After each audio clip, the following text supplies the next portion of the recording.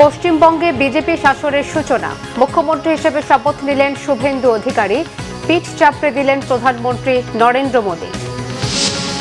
নির্বাচনী ইশতেহার বাস্তবায়নে নতুন যুদ্ধ শুরু, বললেন প্রধানমন্ত্রী। বিএনপির সহযোগী সংগঠনের নেতাদের সাথে মতবিনিময়। সরকার অতিমাত্রায় রাজনীতিকরণে জড়িয়ে পড়েছে, মন্তব্য জামাত আমিরের। আইনশৃঙ্খলা পরিস্থিতির অবনতিতে উদ্বেগ, অপরাধীদের বিরুদ্ধে প্রতিরোধ গড়ে তোলার তাগিদ। গাজীপুরের কাপাসিয়ায় ভয়ঙ্কর নৃশংসতা, স্ত্রী, সন্তান ও ভাই সহ একই পরিবারের 5 জনকে গলা কেটে হত্যা, রহস্য উদ্ঘাটনে কাজ করছে পুলিশ। এবারে বিস্তারিত।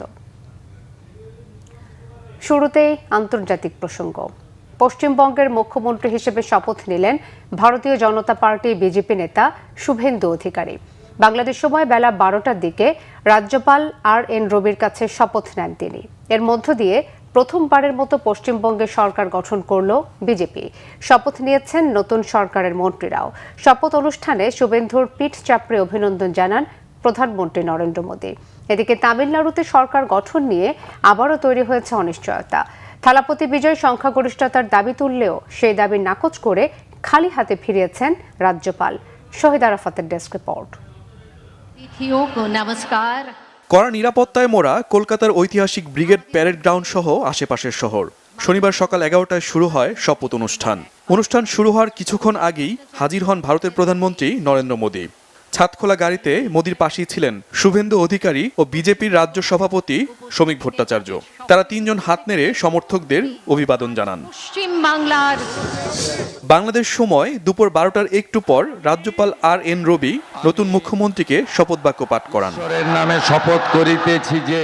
আর এর মধ্য দিয়ে পশ্চিমবঙ্গের ইতিহাসে প্রথমবারের মতো সরকার গঠন করল বিজেপি। অভিনন্দন জানিয়ে শুভেন্দুর পিঠ চাপড়ে দেন ভারতের প্রধানমন্ত্রী নরেন্দ্র মোদী। মন্ত্রী হিসেবে শপথ নেন দিলীপ ঘোষ, অগ্নিমিত্রা পাল, অশোক কীর্তিনিয়া, নিশীথ প্রামাণিক, ক্ষুদিরাম টুডু। অনুষ্ঠানস্থলে হাজির ছিলেন কেন্দ্রীয় স্বরাষ্ট্রমন্ত্রী অমিত শাহ। শপথ মঞ্চে দেখা গেছে বিজেপির সর্বভারতীয় সভাপতি নীতিন নবীন, কেন্দ্রীয় মন্ত্রী রাজনাথ সিং, শিবরাজ সিং চৌহান, জেপি নাড্ডাকে। এর আগে 2 দফা ভোটের পর গত 4 মে পশ্চিমবঙ্গে বিধানসভা নির্বাচনে তৃণমূল কংগ্রেসকে বিশাল ব্যবধানে হারিয়ে ক্ষমতায় আসে বিজেপি। শুভেন্দুর শপথের মধ্য দিয়ে পশ্চিমবঙ্গে তৃণমূল নেত্রী মমতা ব্যানার্জির 1.5 দশকের শাসনের অবসান ঘটল ভারতের গুরুত্বপূর্ণ এ রাজ্যটিতে। Shahid Arafat, Bangla Vision, news desk. প্রধানমন্ত্রী তারেক রহমান বলেছেন, একটি শেষ হয়েছে, যুদ্ধ আরেকটি শুরু হয়েছে। সেই যুদ্ধ হচ্ছে সাধারণ মানুষকে দেয়া প্রতিশ্রুতি বাস্তবায়ন করা। তিনি বলেন, বিএনপি সহযোগিতা না করলে অনেক ক্ষেত্রে সরকার হয়তো সফল হতে পারবে না। সেজন্য বিএনপি নেতৃবৃন্দের সহায়তা চান প্রধানমন্ত্রী। আহমেদ সরওয়ারের রিপোর্ট। ডিসেম্বর লন্ডন থেকে দেশে ফেরেন বিএনপির চেয়ারম্যান তারেক রহমান। নির্বাচনে জয়ী হয়ে সরকার গঠনের পর এবার দল ও এর অঙ্গ ও সহযোগী সংগঠনের নেতাদের নিয়ে রাজধানীর কৃষিবিদ ইনস্টিটিউশনে মত বিনিময় সভা করেন বিএনপি চেয়ারম্যান ও প্রধানমন্ত্রী তারেক রহমান। এতে অংশ নেন বিএনপি, যুবদল, স্বেচ্ছাসেবক দল, মহিলা দল, ছাত্রদল সহ অঙ্গ ও সহযোগী সংগঠনের নেতারা। সভায় দেয়া বক্তব্যে প্রধানমন্ত্রী বলেন, নির্বাচন আগে তিনি বিএনপির হয়ে জনগণকে কথা দিয়েছিলেন, ক্ষমতায় গেলে সুশাসন দেবেন, শিক্ষার্থীদের সুন্দর পরিবেশ দেবেন, নারী পুরুষ সকলে নিরাপদে রাস্তায় চলাচল করতে পারবে। বিগত সরকার যা করেছে সেরকম কিছু হবে না। আমরা মানুষকে বলেছিলাম যে আমরা সুশাসন দেব, মানুষকে আমরা বলেছিলাম যে আমরা একটি দেশ তৈরি করতে চাই, যেই দেশে শিক্ষার্থী একটি সুন্দর শিক্ষার পরিবেশ পাবে। আমরা মানুষকে বলেছিলাম আমরা একটি দেশ তৈরি করতে চাই যেখানে নারী, পুরুষ, শিশু সকলে নিরাপদে রাস্তায় চলতে পারবে। আমরা মানুষকে যখন স্বৈরাচারের বিরুদ্ধে, ফ্যাসিবাদের বিরুদ্ধে আমরা আন্দোলন করছিলাম, তখন আমরা বলেছিলাম যে আমাদের উপরে যেরকম অত্যাচার নির্যাতন হচ্ছে, যেরকম গুম খুনের শিকার হচ্ছে রাজনৈতিক দলের নেতাকর্মীরা, আমরা চাই দেশে এমন একটি রাজনৈতিক পরিস্থিতি হোক যেখানে আমরা ডিবেট করব, কথা বলবো, কিন্তু এরকম পরিস্থিতি আমরা তৈরি হতে দেব না। এরকম অনেকগুলো আমরা কথা বলেছিলাম। প্রিয় নেতৃবৃন্দ, যেই কথাটি বলছিলাম, যুদ্ধ একটি শেষ হয়েছে, এখন আরেকটি যুদ্ধ শুরু হয়েছে। কি সেই যুদ্ধ? সেই যুদ্ধটি হচ্ছে আমরা মানুষকে যে কমিটমেন্ট দিয়েছিলাম সেই কমিটমেন্টগুলোর বাস্তবায়ন করা। প্রধানমন্ত্রী নেতাদের মনে করিয়ে দেন, তিনি বলেছিলেন এ নির্বাচন কঠিন হবে। তার বিশ্বাস সেটি নেতাকর্মীরা নির্বাচনের পরতে পরতে বুঝতে পেরেছেন। যে নির্বাচনের আগের দিন পর্যন্ত এই ম্যানিফেস্টোটি ছিল বাংলাদেশ জাতীয়তাবাদী দলের ম্যানিফেস্টো। নির্বাচন হয়ে যাওয়ার পরে এবং ফলাফল বের হবার পরে, আমরা বিশেষ করে সরকার গঠন করার পরে এই ম্যানিফেস্টোটি আমাদের সরকারের তথা বাংলাদেশের জনগণের ম্যানিফেস্টোতে পরিণত হয়েছে। কারণ 52% মানুষ যারা ভোট দিয়েছে, 52% মানুষ এই ম্যানিফেস্টোর পক্ষে রায় দিয়েছে। কাজেই প্রিয় নেতৃবৃন্দ, আমাদেরকে এখন এই ম্যানিফেস্টোতে আমরা যা যা বলেছি, আমাদের সর্বোচ্চ দিয়ে সরকারকে চেষ্টা করতে হবে এই ম্যানিফেস্টোর বাস্তবায়ন করার জন্য। কিন্তু সরকারটি গঠন হয়েছে, আমরা কি বলি, বিএনপি সরকার বলি, কিন্তু তাই নয় কি? আমরা বলি বর্তমান সরকার বিএনপি সরকার, অর্থাৎ সরকার ঠিকই আছে কিন্তু বিএনপি সরকার। সেজন্য বিএনপি যদি সহযোগিতা না করে অনেক ক্ষেত্রেই সরকার সফল হতে পারবে না। এবং বিএনপির সফলতা তখনই নির্ভর করছে যখন আপনারা এখানে উপস্থিত প্রত্যেকটি মানুষ এবং আপনারা যাদেরকে নেতৃত্ব দিচ্ছেন তাদেরকে সাথে নিয়ে সরকারের পেছনে এসে না দাঁড়ান। তা এর বাইরেই হলে আমরা সরকারকে কাঙ্ক্ষিত লক্ষ্যে নিয়ে যেতে পারবো না। সেজন্যই উপস্থিত সকল নেতৃবৃন্দ, আপনাদের সহযোগিতা প্রয়োজন। সভায় নেতাদের কথাও মনোযোগ দিয়ে শোনেন প্রধানমন্ত্রী। আহমেদ সরোয়ার, বাংলা ভিশন, ঢাকা। দর্শক, এই মুহূর্তে কৃষিবিদ ইনস্টিটিউশনের সামনে আছেন সহকর্মী শুভ মাহফুজ। সরাসরি যুক্ত হচ্ছে তার সঙ্গে। শুভ, বিএনপি, যুবদল, স্বেচ্ছাসেবক দল ও ছাত্র দলের সাথে প্রধানমন্ত্রী তারেক রহমানের মতবিনিময় কি এখনো চলছে? আর তৃণমূলের নেতাকর্মীরা কি বলছেন? মিথিলা, আপনি জানেন যে সকাল 11:15 প্রধানমন্ত্রী এবং বিএনপির চেয়ারম্যান তারেক রহমান এই কৃষিবিদ ইনস্টিটিউটে এসেছেন। যদিও তিনি প্রোগ্রাম শুরু হওয়ার অনেক আগে এসেছেন, আমরা যতটুকু জেনেছি 11:30 থেকেই মতবিনিময় সভাটি শুরু হয়েছে। এই মতবিনিময় সভায় মূলত সারা দেশে যে যুবদল, স্বেচ্ছাসেবক দল এবং ছাত্র দলের যে জেলা কমিটি বা বিশ্ববিদ্যালয় ছাত্র দলের বিশ্ববিদ্যালয় কমিটি এবং যুবদল, স্বেচ্ছাসেবক দলের জেলা এবং মহানগর কমিটির যেসব সভাপতি এবং সাধারণ সম্পাদক রয়েছেন তাদেরকে এখানে মূলত ডাকা হয়েছে। তাদের সাথে আনুষ্ঠানিক বৈঠক যেটি শুরু হয়েছে 11:30 দিকে, সেই বৈঠকটি আমরা যতটুকু জেনেছি বিকেল 5টা পর্যন্ত এই বৈঠকটি চলতে পারে। কিছুক্ষণ আগে এখানে প্রধানমন্ত্রীর উপদেষ্টা মাহাদি আমিন তিনি এসেছেন। তিনি আমাদেরকে আসলে বৈঠক সম্পর্কে জানিয়েছেন যে দলের নির্বাচনী ইশতেহার এবং সরকারের যেসব পরিকল্পনা রয়েছে সেগুলো নেতাদের কাছে তুলে ধরা এবং তৃণমূল নেতাকর্মীদের সাথে কেন্দ্রের মধ্যে দূরত্ব কমিয়ে আনার জন্যই মূলত এই সভায় একই সাথে স্বেচ্ছাসেবক দল এবং বিএনপির যে কমিটিগুলো রয়েছে সেই কমিটিগুলোর বিষয়ে কিন্তু এখানে কথা বলা হয়েছে। কিছুক্ষণ আগে যুব দলের সভাপতি মোনায়েম মুন্না তিনি আমাদের সাথে কথা বলছেন। তিনি আমাদেরকে জানিয়েছেন যে আসলে সরকার, রাষ্ট্র এবং দল এইগুলোর মধ্যে সমন্বয় করার জন্য মূলত এই সভাটি, এবং এই সভাটি সরকার গঠনের প্রায় 3 মাস হতে চলছে। এই সভাটি আসলে কেন্দ্র করে নেতাকর্মীদের মধ্যে বেশ উদ্দীপনা কাজ করছে। আমরা সকাল থেকে দেখতে পাচ্ছি যে এখানে নেতাকর্মীরা এসে উপস্থিত জড়ো হয়েছেন, আশপাশে অবস্থান করছেন। তাদের ভিতরে বেশ আনন্দ উদ্দীপনা রয়েছে। তারা বলছে যে আসলে দলের প্রধানমন্ত্রী যে নির্দেশনাগুলো দিবেন সেই নির্দেশনা অনুযায়ী তারা তাদের কমিটিগুলোকে সংগঠিত করবে বা মানুষের যে দলকে গোছানোর জন্য যে ধরনের পদক্ষেপ সেগুলো কিন্তু তারা নেবে। তো মূলত এই ধরনের বিষয়গুলো নিয়েই সভা চলছে। এই সভা 5টা পর্যন্ত চলতে থাকবে, এটাই আমরা জেনেছি। পরবর্তী সংবাদে হয়তো আবারও নতুন কোনো তথ্য থাকলে দিতে পারবো। মিথিলা। শুভ, আপনাকে ধন্যবাদ। বিশেষ চাহিদা সম্পন্ন তরুণ ওয়াকিমুল ইসলামের বানানো স্মার্ট কারে চড়ে তাকে উৎসাহ দিয়েছেন প্রধানমন্ত্রী তারেক রহমান। শনিবার সকালে প্রধানমন্ত্রী তেজগাঁওর কার্যালয়ে তার সঙ্গে দেখা করেন ওয়াকিমুল ইসলাম। এ সময় তার বানানো ছোট বাহনটি দেখেন প্রধানমন্ত্রী। পরে প্রধানমন্ত্রীকে নিয়ে স্মার্ট কারটি চালিয়ে দেখেন ওয়াকিমুল ইসলাম। ব্যাটারি চালিত বিশেষ এই যানের নাম দেওয়া হয়েছে A2i স্মার্ট কার। প্রধানমন্ত্রী তারেক রহমান দেশীয় প্রযুক্তি ব্যবহার করে এই বাহন তৈরি করায় 17 বছরের তরুণের প্রশংসা করেন। কম খরচে আরও আধুনিক ও সহজে ব্যবহারযোগ্য স্মার্ট কার তৈরির পরামর্শ দেন তিনি। প্রধানমন্ত্রী এই ধরনের সৃজনশীল উদ্যোগে সরকারের সহযোগিতার আশ্বাসও দেন। ওয়াকিবুল ইসলাম যশোরের চৌগাছা সরকারি কলেজে 11 শ্রেণীতে পড়েন। বিজ্ঞান বিভাগের এই শিক্ষার্থীর পিতা একজন ক্ষুদ্র ব্যবসায়ী। ওয়াকিবুল ইসলাম জানান, সহযোগিতা পেলে আধুনিক প্রযুক্তি ব্যবহার করে আরও উন্নত মানের স্মার্ট কার বানানো সম্ভব।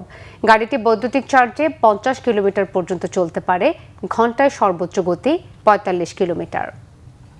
ভারতের প্রতি সব দল ও ধর্মের মানুষের নিরাপত্তা নিশ্চিতের আহ্বান জানিয়েছেন জামাতের আমির ডাক্তার শফিকুর রহমান। তিনি বলেন, সীমান্ত হত্যা ও পুশিন ইস্যু পর্যালোচনা করছে দলটি। 8 দিনের জাপান ও থাইল্যান্ড সফর শেষে দুপুরে দেশে ফেরেন জামাতের আমির ডাক্তার শফিকুর রহমান।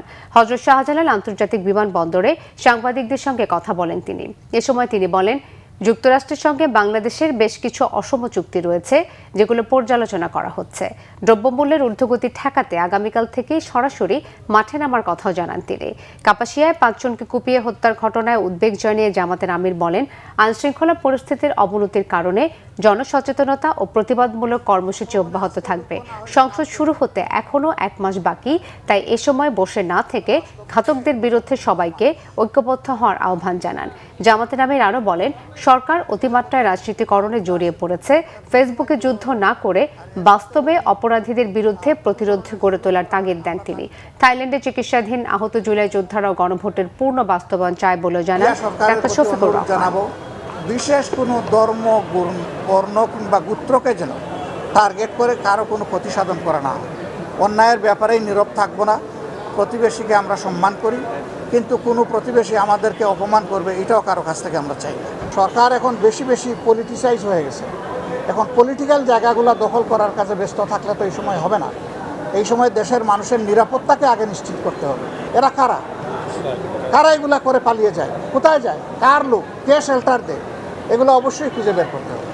এগুলা না হয় ফেসবুকে মানে যুদ্ধ চালাইলে তো হবে না। ফেসবুকের যুদ্ধ বাদ দিয়ে কালপ্রিটদের বিরুদ্ধে এখন যুদ্ধে নামতে হবে সরকার। গাজীপুরে স্ত্রী, সন্তান ও ভাই সহ একই পরিবারের 5 জনকে গলা কেটে হত্যার অভিযোগ উঠেছে স্বামীর বিরুদ্ধে। ঘরের মেঝেতে রক্তে ভেসে আছে 3টি শিশু সন্তানের নিথর দেহ। খাটের উপরে ক্ষতবিক্ষত শ্যালকের মরদেহ, আর ঘরের জানালার গ্রিলে মুখ ও হাত বাঁধা গৃহবধূর লাশ। গাজীপুরের কাপাসিয়া থেকে মীর মোহাম্মদ ফারুকের তথ্য ও মীর হোসেন রিয়েলের ক্যামেরায় নাজমুল নিশানের ডেস্ক রিপোর্ট। গাজীপুরের সদর ইউনিয়নের রাউতকোনা গ্রামে গাড়ি চালক স্বামী 3 সন্তান নিয়ে একটি ভাড়া বাসায় থাকতেন শারমিন আক্তার। প্রতিদিনের মতো শনিবার রাতে সন্তানদের বুকে জড়িয়ে নিজ ঘরে ঘুমাতে যান শারমিন, কিন্তু কে জানতো এই ঘুমই হবে তাদের জীবনের শেষ ঘুম। 3 সন্তান, ভাই সহ নৃশংস হত্যাকাণ্ডের শিকার হন তারা 5 জন। শনিবার সকালে নিজ ঘরে রক্তাক্ত অবস্থায় তাদের মরদেহ দেখতে পেয়ে পুলিশে খবর দেয় প্রতিবেশীরা। তবে সন্দেহের টানা বেঁধেছে স্বামী ফোরকানকে নিয়ে। ঘটনার পর থেকে পলাতক রয়েছে ফোরকান। এ ঘটনায় এলাকা জুড়ে নেমে এসেছে শোকের ছায়া। 5 জন বাচ্চা একটা খাটের মধ্যে দেখলাম লাশ, আর 3 জন বাচ্চা আর মহিলারা 2 জন। খালারে গ্রিলের সাথে ঝোলায়া কোপানো হয়েছে, বাইন্দে কোপাইছে। আর ছোট বোন 3টারে মনে করেন নিচে ফলোয়ারে শুয়েছিল, ওই জায়গা থেকে 3টারে হয়তো মারা হয়েছে। আমরা চাই এটা যাতে সুষ্ঠু তদন্ত হয় এবং সুষ্ঠু বিচার হয়। লাশ বাইর করার আগে আমরা বিচার চাই। ঘটনাস্থলে পুলিশের একাধিক টিম রয়েছে। এছাড়া ঘটনার মূল রহস্য উদ্ঘাটনে কাজ করছে পুলিশ। আমরা ধারণা করছি যে রাতের বেলায় তিনি, তার স্ত্রী এবং সন্তান আর শ্যালক তাদের এই মোট 5 জনকে কুপিয়ে হত্যা করে এখান থেকে পালিয়ে গেছে। সিআইডি, তারপর পিবিআই, জেলা পুলিশ, পুলিশের অন্যান্য যে গোয়েন্দা সংস্থা আমাদের পুলিশ ছাড়াও আছে, ডিজিএফআই, এনএসআই, সবাই মিলেই কার্যক্রম চলছে। এরপরে যদি আবার অধিকতর তদন্তর স্বার্থে কোনো কমিটি গঠন করা হয় সেটা করা হবে। নৃশংস এ হত্যাযজ্ঞের সুষ্ঠু তদন্ত ও বিচারের দাবি জানিয়েছেন স্থানীয়রা। Bangla Vision news desk. যুক্তরাষ্ট্রে নৃশংস হত্যাকাণ্ডের শিকার ইউনিভার্সিটি অফ সাউথ ফ্লোরিডার পিএইচডি শিক্ষার্থী নাহিদা সুলতানা বৃষ্টির লাশ দেশে পৌঁছেছে। শনিবার সকালে হযরত শাহজালাল আন্তর্জাতিক বিমানবন্দরে এসে পৌঁছে তার লাশ বহনকারী বিমানটি। এ সময় বিমানবন্দরে উপস্থিত ছিলেন নিহতের স্বজনরা। ফ্লোরিডার অরল্যান্ডো আন্তর্জাতিক বিমানবন্দর থেকে স্থানীয় সময় বৃহস্পতিবার রাত 8:50 এমিরেটস এয়ারলাইন্সের একটি ফ্লাইটে লাশ ঢাকার উদ্দেশ্যে পাঠানো হয়। এর আগে স্থানীয় সময় বুধবার টাম্পায় বৃষ্টির প্রথম জানাজা অনুষ্ঠিত হয়। ঢাকায় বৃষ্টির লাশ এলে বিমানবন্দরে হৃদয় বিদারক পরিস্থিতি তৈরি হয়।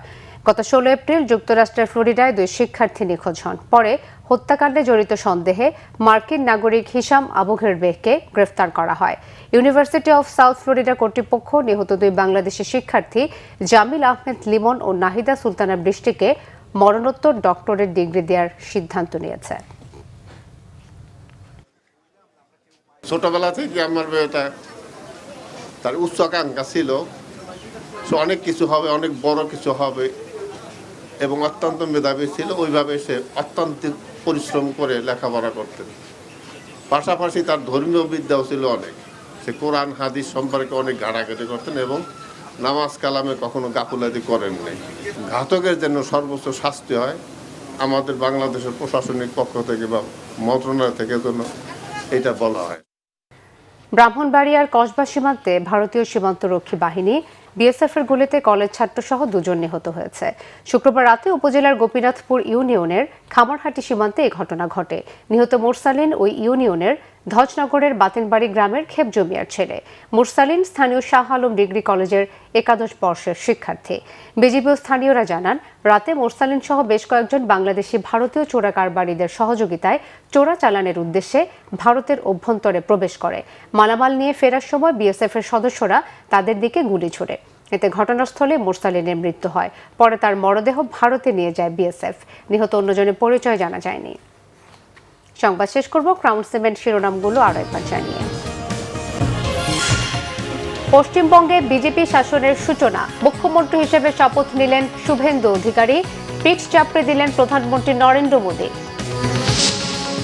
নির্বাচনী ইশতেহার বাস্তবায়নে নতুন যুদ্ধ শুরু, বললেন প্রধানমন্ত্রী। বিএনপির সহযোগী সংগঠনের নেতাদের সাথে মতবিনিময়।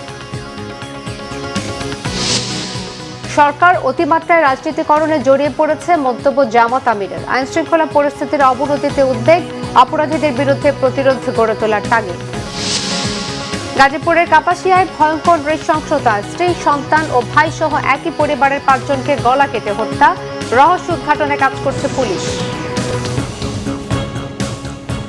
এই ছিল এখনকার মতো। পরের সংবাদ বিকেল 4টায়। এর আগে 3টায় রয়েছে নিউজ টপ 10 দেখার আমন্ত্রণ রইল। এছাড়াও বাংলা ভিশন সংবাদ ও সংবাদ সংশ্লিষ্ট অনুষ্ঠান দেখতে ভিজিট করুন www.bvnews24.com ও facebook.com/banglavisionnews এবং সাবস্ক্রাইব করুন youtube.com/banglavisionnews।